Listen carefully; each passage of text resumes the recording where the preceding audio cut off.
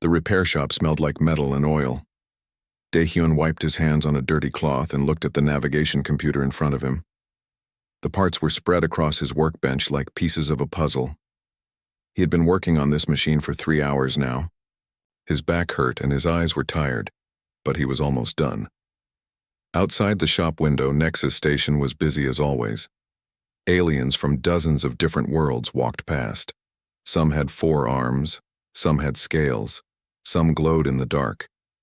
Daehyun had lived here for 7 years now. He knew how to fix almost anything these days. Machines were easier to understand than people.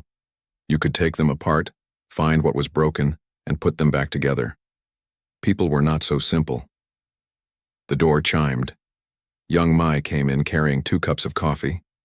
She was his business partner and best friend. She set 1 cup on his desk and smiled. "Still working on that Kralix computer?" she asked. "Almost done," Daehyun said. He picked up the coffee and took a sip. "You should go home. It is late." "You should too," Young Mi said. She looked at him with concern. "You work too much. When was the last time you did something fun?" Daehyun shrugged. Work kept him busy. Work kept his mind from wandering to painful memories.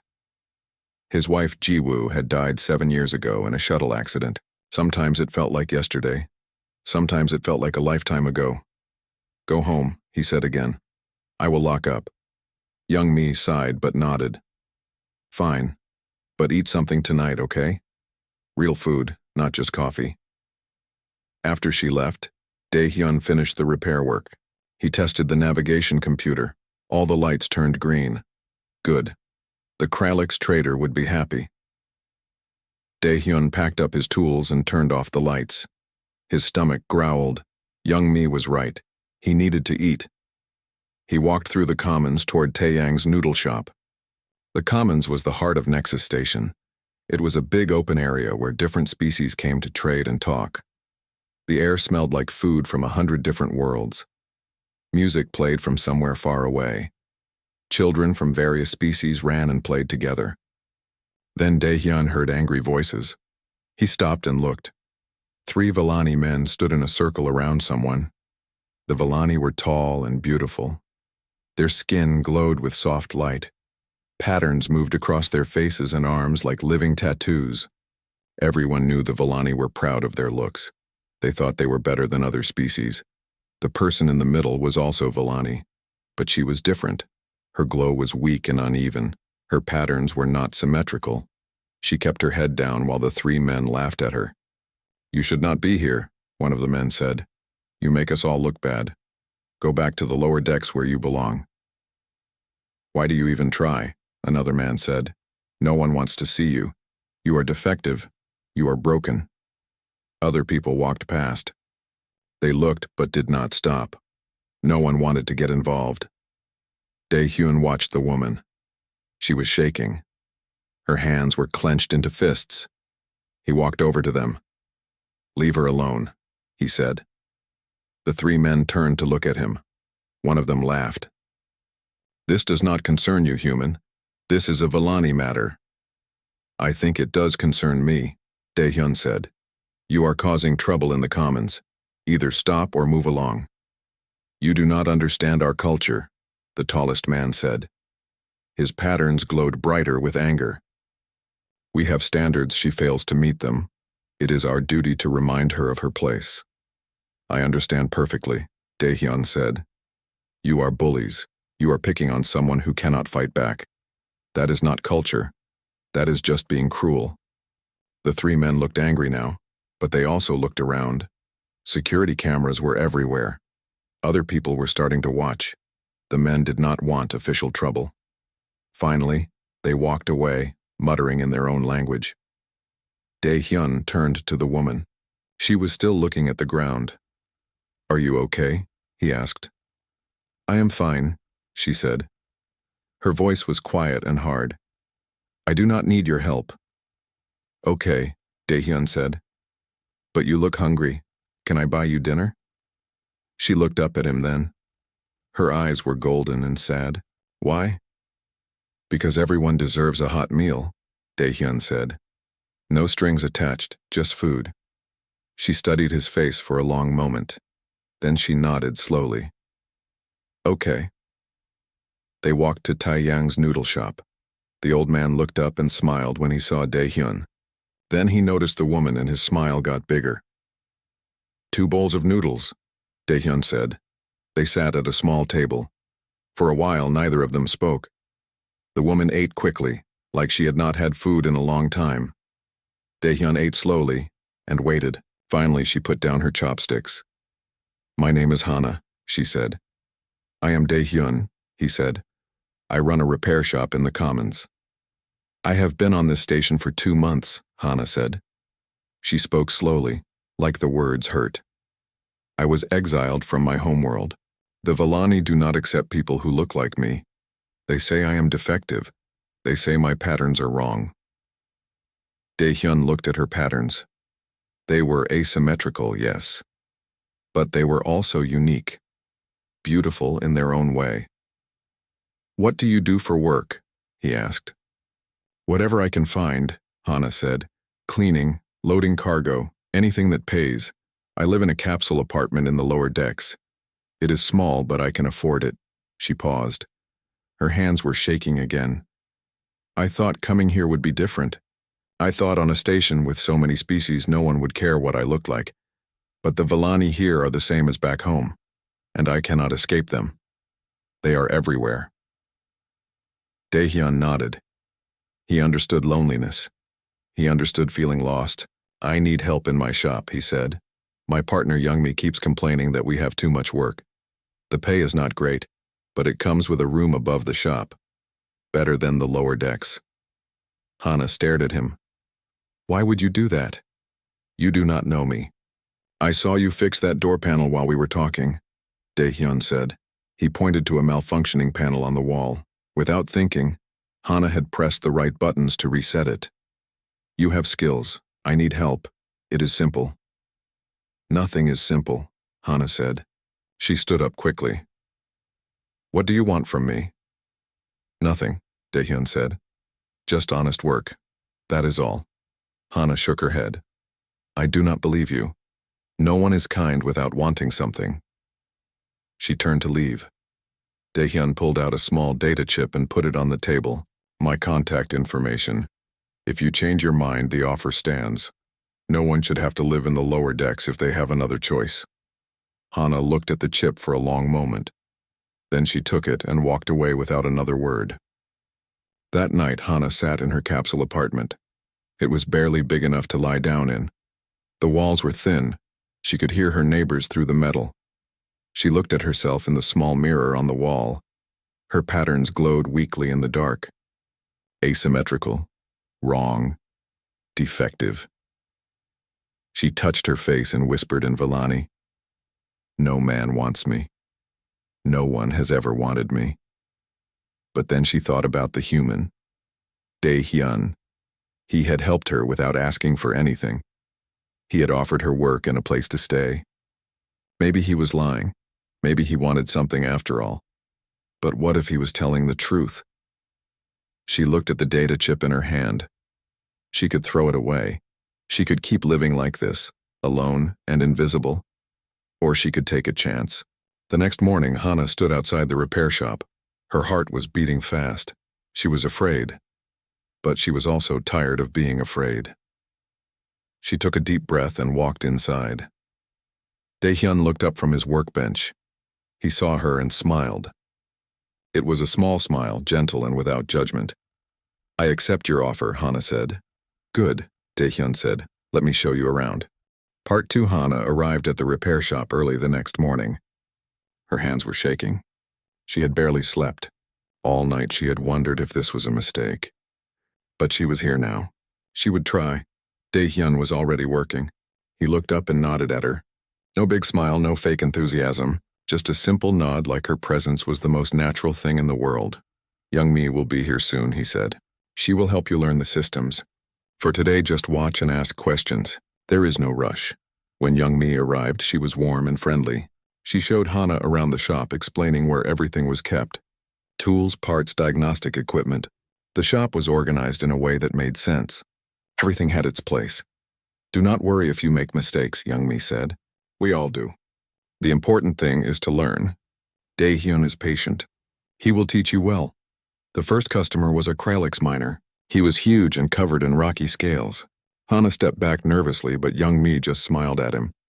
Daehyun greeted him like an old friend. They talked about the broken drill that needed repair. The Kralix was worried about the cost. I will give you a fair price, Daehyun said. Let me look at it first. Then we can talk about payment. Hana watched as Daehyun examined the drill. He explained what he was doing as he worked. His hands moved with confidence and skill. He found the problem quickly and showed the Kralix what needed to be replaced. Later, a wealthy Villani merchant came in. She was beautiful with perfect glowing patterns. She brought in a damaged personal communicator. When she saw Hana, her expression changed. Disgust and surprise mixed together. But Daehyun treated her exactly the same as he had treated the Kralix miner. Polite, professional, fair. The merchant said nothing about Hana, but her eyes kept returning to her, filled with judgment. After the merchant left, Hana felt sick. Youngmi noticed and put a hand on her shoulder. Some people are like that, Youngmi said gently, but you belong here. Do not let them make you feel otherwise. At the end of the first day, Daehyun showed Hana to the room above the shop. It was small but clean. There was a real bed, a desk, a private bathroom, and a window that looked out over the commons. Hana stood in the doorway, unable to move. For 2 months she had been living in a capsule barely big enough to lie down in. This room felt like a palace. She walked to the window and looked out at the lights of the station. Her vision blurred with tears. Thank you, she whispered. Daehyun stood in the doorway. He looked uncomfortable, like he did not know what to say. Finally, he just nodded. Take your time settling in, he said. See you tomorrow. The weeks passed. Hana learned quickly. Her Villani education had included advanced mathematics and systems analysis. These skills translated well to repair work. She understood circuits and programming languages. Daehyun began teaching her more complex tasks. They developed a comfortable working rhythm. Daehyun was quiet but kind. He explained things clearly and never made her feel stupid for asking questions. Youngmi was more talkative, always ready with a joke or a story. Together they made Hana feel like part of something, like she belonged. One evening they were working late. Youngmi had gone home. Daehyun and Hana sat at the workbench eating takeout food. The shop was quiet except for the hum of machines. Can I ask you something? Hana said. Of course, Daehyun said. Why did you help me? Really, you could have walked past like everyone else. Daehyun was quiet for a moment. He looked at his food, then at her. 7 years ago, my wife died, he said slowly. Shuttle accident. I was lost after that. I came here to escape the memories, but grief followed me. For a long time, I just worked. I fixed machines and tried not to think. He paused, gathering his thoughts. One day, an old human man opened a noodle shop in the commons. Taeyang. He saw me eating alone every night. He started sitting with me, talking to me even when I did not want to talk. He would not let me disappear into my grief. He saved me in a way. Daehyun looked at Hana. When I saw you that night, I saw myself, alone, hurting, convinced no one cared. I helped you because someone once helped me. That is all. Hana felt her throat tighten. She nodded, not trusting herself to speak. Over time, Hana began joining Daehyun and Youngmi for meals at Taeyang's shop. The old man welcomed her with the same warmth he showed everyone. He never stared at her patterns or asked uncomfortable questions. He just served her noodles and made her laugh with his stories. Other residents of the commons began to recognize her. A human artist named Subin often sat at the next table. She had kind eyes and colorful clothing. One evening, she approached Hana. I am an artist, Subin said. I would love to sketch you if you would allow it. Your patterns are beautiful. Hana froze. Beautiful?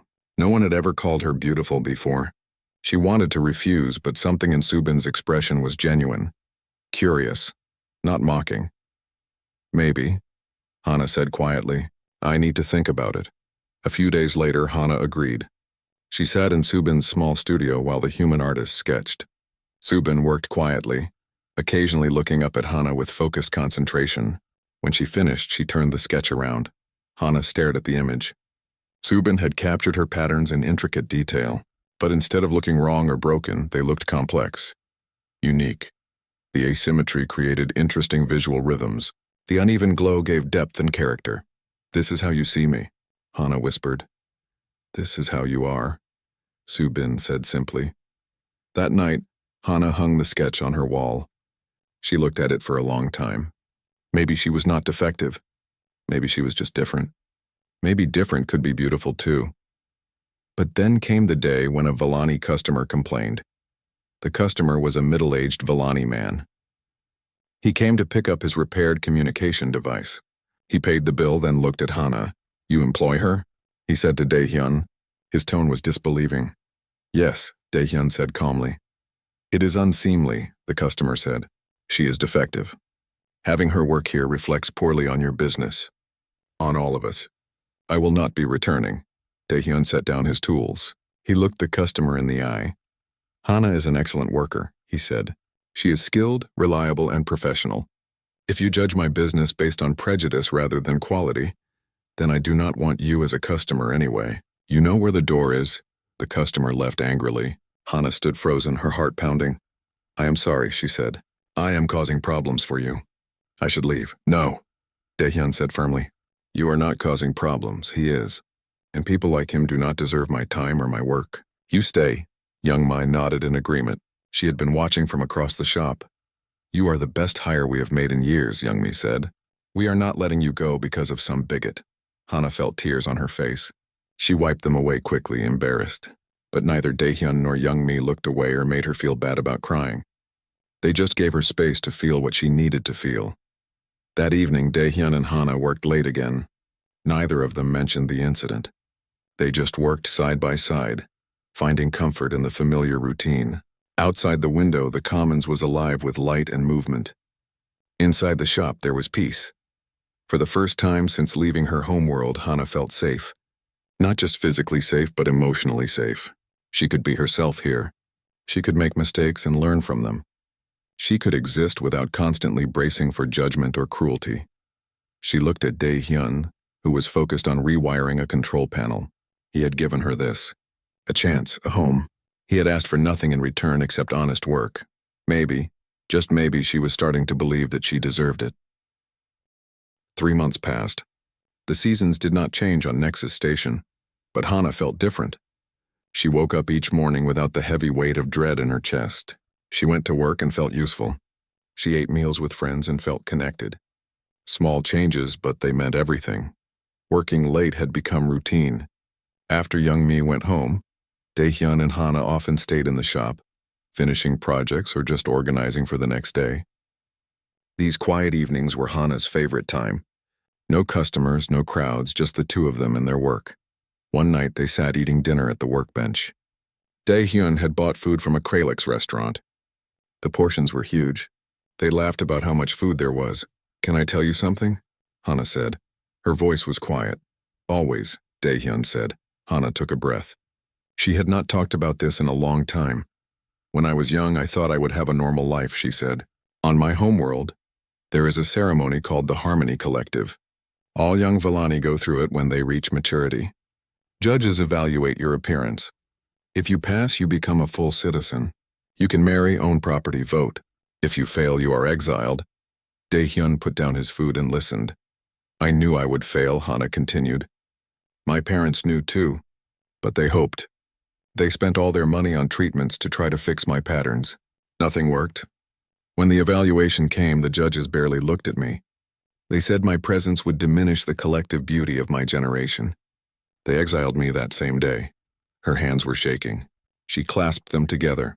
"My parents turned away from me," she said. "They said I had brought shame to our family. They would not even say goodbye. I left with nothing. Just a small bag of clothes and a few credits." Daehyun reached across the table and gently placed his hand over hers. It was the first time he had touched her like that. The gesture was simple but powerful. "I am sorry," he said. "That should never have happened to you. You deserved better." "For years I believed them," Hana said. "I believed I was worthless. I wandered from world to world, taking whatever work I could find. Everyone treated me the same. Like I was broken. Like I was less than others. By the time I reached this station, I had nothing left. No money, no hope. I thought about ending it. just disappearing into space. She looked up at him. Her golden eyes were wet with tears. "Then you helped me," she said. "You gave me a reason to keep living. I will never forget that." Dae-hyun squeezed her hand gently. He did not know what to say. Words felt inadequate, so he just stayed there with her, holding her hand, letting her know she was not alone. The annual Unity Festival came to Nexus Station. The Commons was decorated with lights from dozens of cultures. Music played from every corner. Food stalls offered dishes from across the galaxy. Species that rarely mixed came together to celebrate. Young-mi insisted that Dae-hyun and Hana attend. Hana was nervous about the crowds, but Young-mi would not take no for an answer. She bought them both tickets to the various performances and dragged them out of the shop. The Commons was transformed. Thousands of beings moved through the decorated spaces. Children ran and played. Music mixed with laughter. The air smelled like 100 different foods cooking. At first, Hana stayed close to Dae-hyun, nervous and tense. But slowly, she began to relax. No one paid special attention to her. In the festival crowd, she was just another face. Just another being enjoying the celebration. They watched Subin perform a traditional Korean fan dance. The movements were graceful and precise. The music was haunting and beautiful. Hana found herself mesmerized. They ate food from different worlds. Some of it was delicious, some of it was strange. They laughed at their reactions to the unfamiliar flavors. Young-mi dared Dae-hyun to try a dish from a methane-breathing species. He did and immediately regretted it. Hana laughed so hard she could barely breathe. As night fell, fireworks began. They found a good spot to watch. The display was spectacular. Colors exploded across the artificial sky of the station. Reds, blues, greens, purples. Patterns formed and dissolved. It was beautiful. Hana stood next to Dae-hyun watching the lights. She felt his presence beside her, steady and warm. Without thinking, she moved closer until their shoulders touched. He did not move away. They stood like that, watching the fireworks together, and something unspoken passed between them. Hana realized she was happy. Truly happy. She had not felt this way in years. Maybe ever. The next day, a Volani diplomat came to the shop. His name was Kijun. He was tall and perfect, with symmetrical patterns that glowed bright and steady. He looked around the shop with barely concealed disdain. "I need to speak with the Volani woman who works here," he said. Dae-hyun crossed his arms. He did not like the man's tone. "Her name is Hana," Dae-hyun said. "And what is this about?" "Volani business," Kijun said. Hana came out from the back room. When she saw Kijun, her body went rigid. She recognized the uniform of a diplomatic official. "I am Kijun, from the Volani embassy," he said. "I have come to discuss your situation." "I have no situation," Hana said quietly. "Your presence here is inappropriate," Kijun said. His patterns flickered with irritation. "You are defective. You should not be visible in public areas. You reflect poorly on all Volani. I am authorized to offer you relocation to a remote colony world. You will be given a small stipend and housing. All you have to do is leave." Hana felt anger rising in her chest. For months she had been building a new life. She had found friends, found work, found dignity, and now this stranger wanted her to disappear again. "No," she said. Kijun looked surprised. He was not used to being refused. "I have a job," Hana continued. Her voice grew stronger. "I have a home. I have friends who value me for my skills and character, not my appearance. I am not leaving. You are making a mistake," Kijun said coldly. "The Volani community here will not accept you. We will make your life difficult." Dae-hyun stepped forward. His voice was calm but firm. "Hana is under my protection," he said. "If anyone harasses her, I will report them to station security. If the Volani community has a problem with that, they can take it up with me." Kijun stared at Dae-hyun, then at Hana. His expression was unreadable. "This is not over," he said. Then he turned and left. After he was gone, Hana let out a shaky breath. Her whole body was trembling. "Thank you," she said to Dae-hyun. "You do not need to thank me," Dae-hyun said. "What he did was wrong. I will not let anyone force you to leave." That evening, Subin invited Hana to her studio. The artist had been working on something new. When Hana arrived, Subin showed her paints and canvases. "Have you ever tried painting?" Subin asked. "No," Hana said. "I was never good at art." Try, Subin said, handing her a brush. Do not think about being good or bad. Just paint what you feel. Hana hesitated, then dipped the brush in paint. She touched it to the canvas. Color spread across the white surface. She made another stroke. Then another. The movements felt natural, almost meditative. She painted for an hour. When she finished, she stepped back and looked at what she had created. It was abstract, chaotic, swirls of dark and light, asymmetrical patterns that reminded her of her own skin. It was not beautiful in a traditional sense, but it was honest. It was her. That is powerful, Subin said softly. Hana looked at the painting. For the first time, she saw her asymmetry not as a flaw, but as something unique, something that could create beauty in its own way. She took the painting back to her room. Taehyun saw it when he came up to check on her. You made this? He asked. She nodded, suddenly self-conscious. It is beautiful, he said. And the way he said it, she believed him. Later that night, they sat on the roof of the repair shop. From here, they could see through the observation dome to the stars beyond. The universe stretched out endlessly, vast and mysterious. I never thought I could be happy again, Hana said. After my exile, I thought my life was over. But you showed me it was just beginning. Daehyun looked at her. In the dim light, her patterns glowed softly. He thought about how empty his life had been before she arrived. How he had just been going through the motions, working to avoid thinking about his loss. You helped me too, he said. I was stuck in grief. You reminded me that life still has meaning, that there are still people worth caring about. They sat in comfortable silence, looking at the stars. Something was growing between them, something deeper than friendship.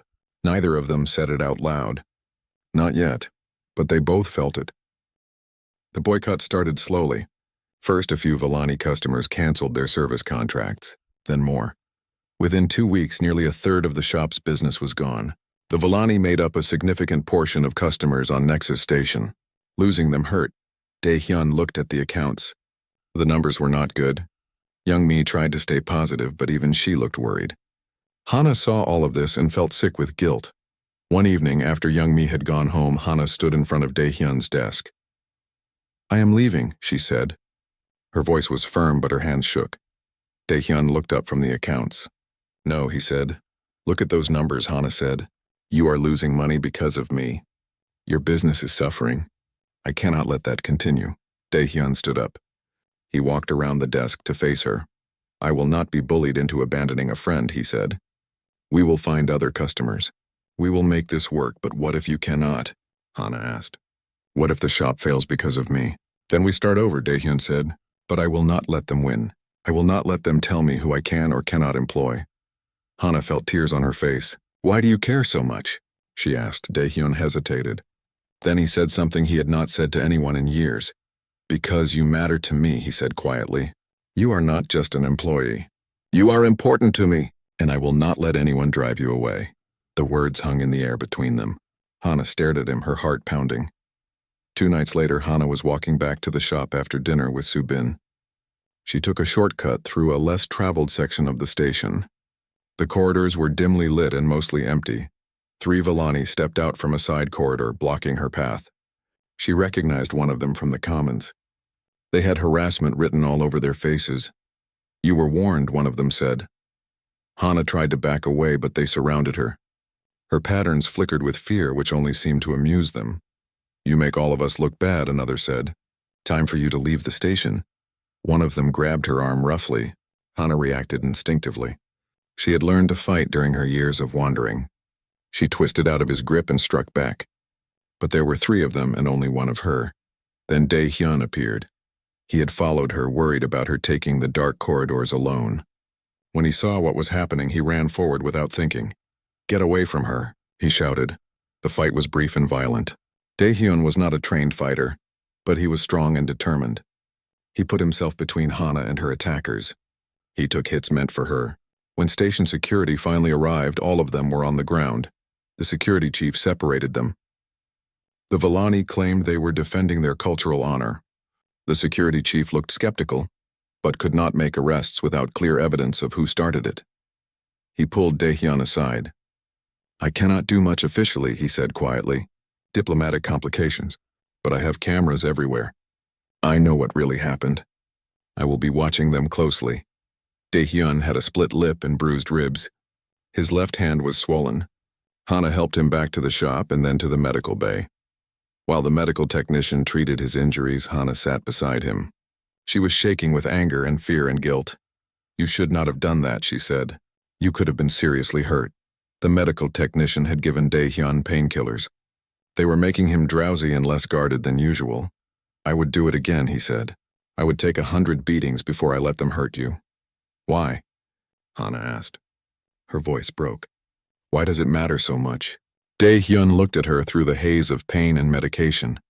His usual reserve was gone. "Because you brought me back to life," he said. "After Jiwoo died, I was just existing, going through the motions.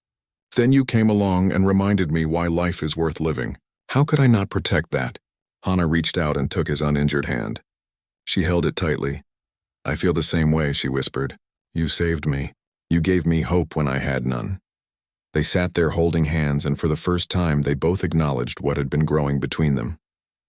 It was not just friendship. It was something deeper, something neither of them had expected to find again. Word of the attack spread through the commons. The response was immediate and powerful. Taeyang organized a meal train. For 2 weeks, people from all over the commons brought food to the shop. Not just humans, but Kralix miners, Therian traders, even a few brave Villani who disagreed with their community's actions. Other shop owners in the area began referring customers to Dae-hyun's repair business. A Kralix mining consortium awarded them a major maintenance contract. The humans on the station rallied behind them. Subin created a mural on one of the commons' walls. It showed beings of different species standing together, with abstract patterns inspired by Hana's markings woven throughout. She called it unity and difference. Hana watched all of this with wonder. People were standing up for her, not because they had to, but because they wanted to, because they believed it was right.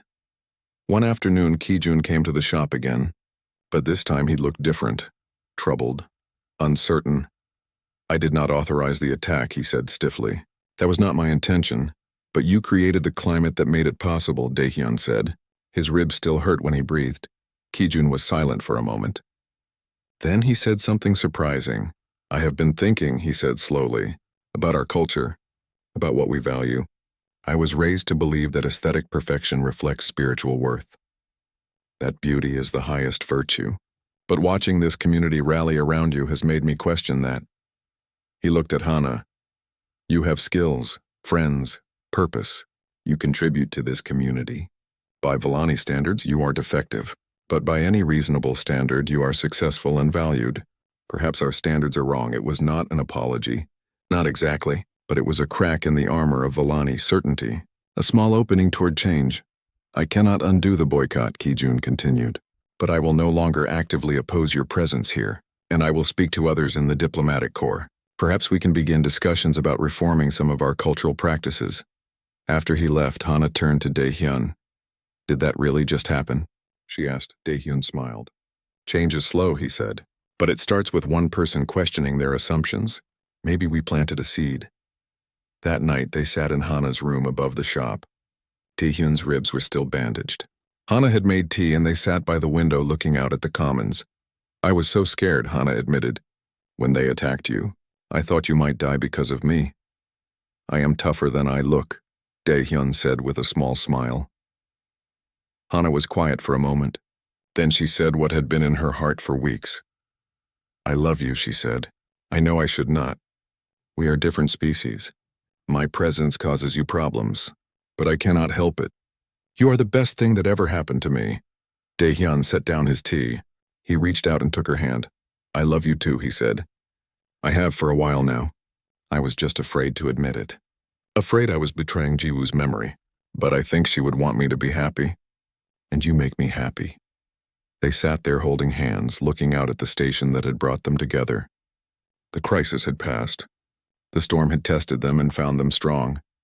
And now they knew without doubt that they belonged together. 6 months passed. The repair shop not only survived but thrived. The loss of Villani customers had been more than replaced by business from other species. Word spread that Dae-hyun's shop was a place where everyone was treated fairly, regardless of their appearance or status. Hana and Dae-hyun were together now, officially a couple. The transition from friendship to romance had been natural and easy. They already knew each other well. They already trusted each other completely. Adding love to that foundation felt right. They learned about each other's cultures and biology. Daehyun discovered that Hana's patterns glowed brighter when she was happy. Hana learned that humans showed affection through small gestures like making coffee or fixing things without being asked. There were funny moments of confusion. Vellani considered certain hand gestures romantic that humans used casually. Humans ate foods that made Vellani physically ill. They laughed about these differences and found ways to bridge them. Young Mai teased them constantly but was genuinely happy for them. She had started dating a Kralix engineer who came to the shop regularly. The four of them often had dinner together at Taeyang's noodle shop. One evening, Taeyang pulled Daehyun aside. "You look happy," the old man said. "Really happy. Not just content but alive I am," Daehyun said. "Hana makes me feel like myself again. Like I can have a future, not just a past." Taeyang smiled. "That is good. You deserve that. You both do." The shop grew so busy that they needed to hire another worker. They brought on a young human named Hyunwoo, fresh from technical school. Daehyun and Hana taught him the trade together, passing on their skills. Hana proved to be an excellent teacher. She was patient and clear in her explanations.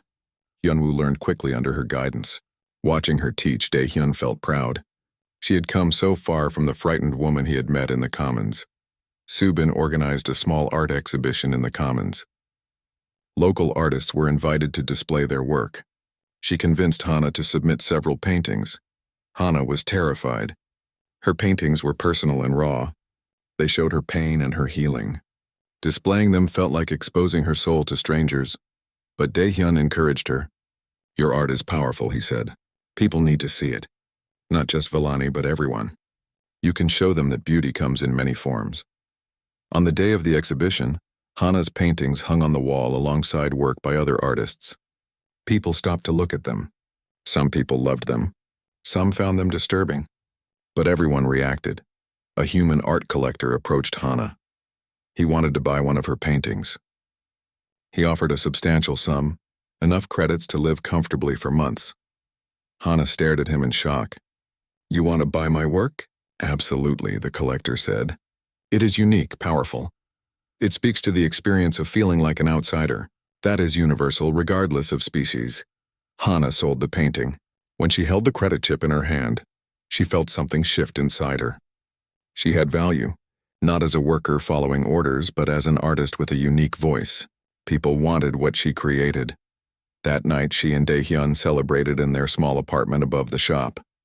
They had moved in together officially, combining their spaces into one home. "I never imagined this," Hana said. "When I was on my homeworld being evaluated by those judges, I could never have imagined feeling this happy, this complete." Daehyun pulled her close. "Those judges were wrong," he said. "You were never broken. You were just in the wrong place. Here you can be exactly who you are." One afternoon, a young Vellani woman came to the shop. She was nervous, looking over her shoulder constantly. When she saw Hana, her patterns flickered with recognition and hope. "My name is Mi Young," she said quietly. "I have been following your story." "I wanted to meet you." Hana saw the fear in the young woman's eyes. She recognized it. It was the same fear she had carried for years. "Come in," Hana said gently. "Sit down, talk to me." Mi Young sat at the workbench. She told her story. Her patterns were almost perfect, but not quite. A slight asymmetry in one area. She had passed her evaluation by hiding it carefully, but she lived in constant fear of being discovered. "Watching you has given me courage," Mi Young said. "You did not hide. You did not pretend. You just lived your life openly. And people accepted you. I thought maybe I could do the same." Hana spent hours talking with Mi Young. She shared her experiences, both the pain and the healing. She introduced her to Subin and to Taeyang. She showed her that there was a community ready to accept her as she was. Over the following weeks, Mi Young became a regular visitor. She started making friends in the Commons. Slowly, she stopped hiding her imperfection, and the world did not end. Most people did not care. Those who did were not worth her time. Hana realized that her visibility had created something important. She had shown other Vellani that they did not have to accept exile or live in fear. They could choose a different path. 2 years after Hana first walked into his shop, Daehyun proposed. Not in a traditional human way with a ring, and not in a Vellani way with a bioluminescent display. He proposed in a way that was uniquely theirs. They were working late, as they often did. The shop was quiet. Daehyun finished repairing a navigation computer and set it aside. Then he turned to Hana. "I want to spend my life with you," he said simply. "I want to keep doing this. Working together, building together, facing whatever comes together. Will you?" Hana's patterns glowed so brightly that the whole shop lit up. "Yes," she said. "Yes, absolutely yes." They had a small ceremony in the commons. Taeyang officiated, using a human ceremony since Vellani marriage rituals were closed to those deemed defective. But it did not matter. What mattered was the community that gathered to celebrate with them. Humans, Kraliks, Therians, and even a few Vellani attended. Mi-young was there, standing proudly with her imperfection visible. Ki-jun came too, which surprised everyone. He stood at the back, but his presence was significant. After the ceremony, Ki-jun approached them.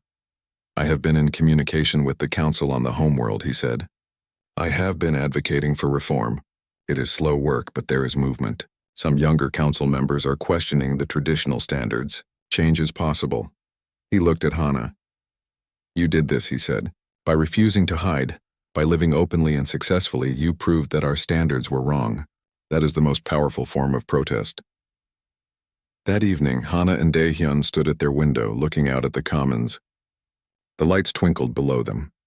The station continued its eternal cycle of life and commerce. "Do you remember that first night?" Hana asked. "When I told myself that no man wanted me?" Daehyun pulled her close. "I remember I was so wrong," Hana said. "I just had not met the right person yet. I had not found the place where I belonged." Daehyun kissed the top of her head. "We found each other," he said, "and we built something beautiful together." They stood there in comfortable silence. Below them, the commons was alive with beings from across the galaxy. Each one different, each one valuable, each one part of the community. Hana thought about the young Vellani woman who had come to see her. She thought about the others who might be out there, hiding their imperfections, believing they were worthless. She made a decision. "I want to start a support group," she said, "for people who have been marginalized by their own cultures. We can meet weekly, offer practical help and emotional support. Help them find their place." Daehyun smiled. "That is a wonderful idea. I will help you however I can." The next week they held their first meeting. 5 people came. 2 Vellani, 1 Therian, 1 Kralix, and a human, each with their own story of rejection and struggle, each looking for hope. Hana told them her story. She told them about the Harmony Collective and her exile, about wandering from world to world, about that night in the commons when she thought about ending it all. And then she told them about Daehyun, about how one person's kindness had changed everything, about how she had found work, friends, love, and purpose, about how she had learned that the judgments of her culture did not define her worth.